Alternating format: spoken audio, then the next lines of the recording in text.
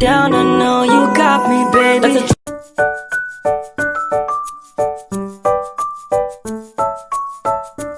Warahmatullahi wabarakatuh. Waalaikumsalam warahmatullahi wabarakatuh. Oke, jadi di sini saya akan memberikan materi penjelasan kepada kalian tentang prosedur teks, di mana kalian bisa memanggil saya Miss.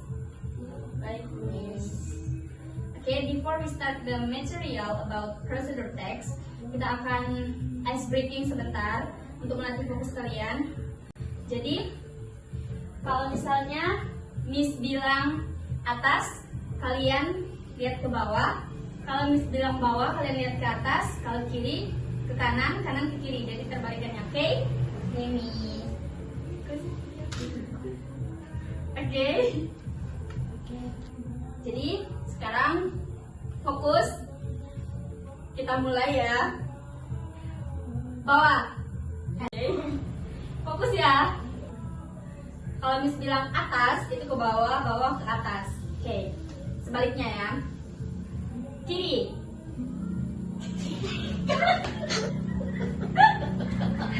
Jadi kesepakatannya yang salah kita apakan?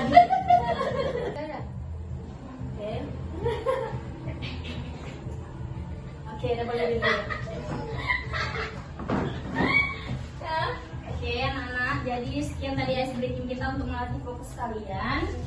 Sekarang kita akan belajar mengenai tentang prosedur teks. Jadi ini ada contoh dari prosedur teks. Tapi sebelum itu, apa sih prosedur teks itu? Oke.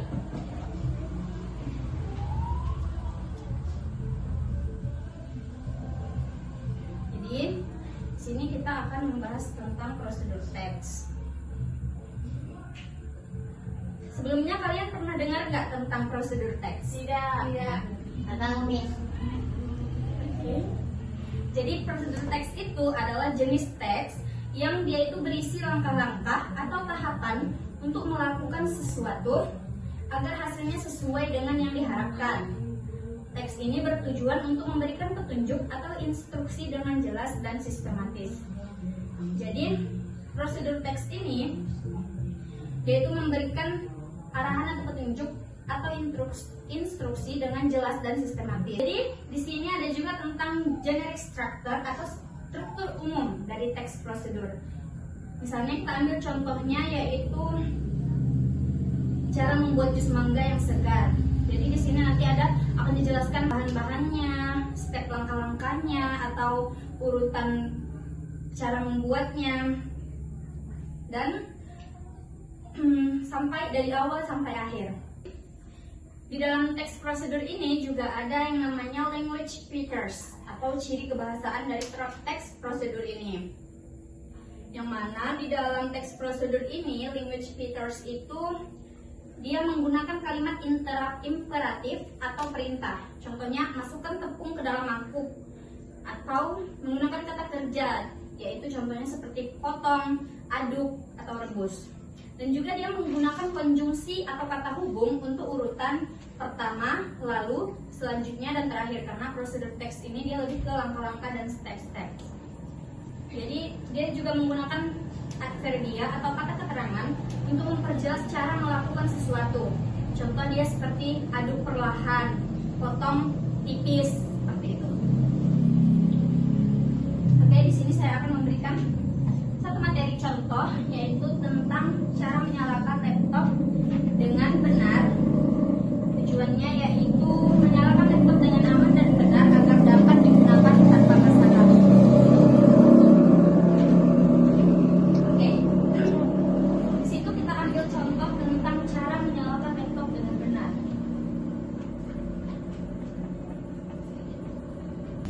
Untuk menyalakan laptop dengan aman dan benar agar dapat digunakan tanpa sedikit pun masalah atau tanpa nge-lag. Jadi di sini kita menggunakan bahan dan alatnya. Nanti kalian bisa praktekkan sendiri.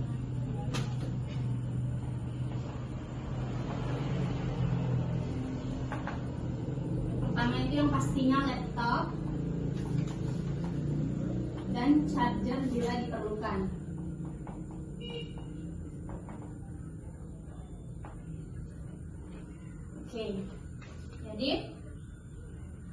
Langkah-langkahnya itu, perhatikan contohnya masing-masing di kertas yang sudah saya berikan. Yang pertama itu, pastikan baterai laptopnya terisi cukup, atau kalau baterainya tidak cukup, perlu dihubungkan dengan charger. Dan yang kedua, tekan tombol power pada laptop dan tunggu hingga menyala.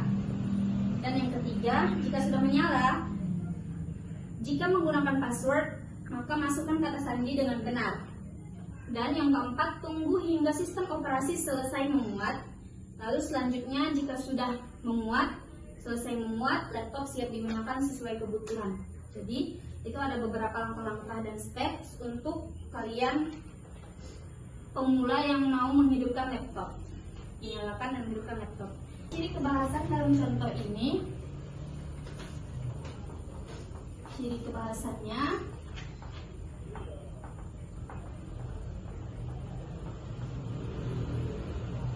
yaitu menggunakan kalimat perintah atau imperatif.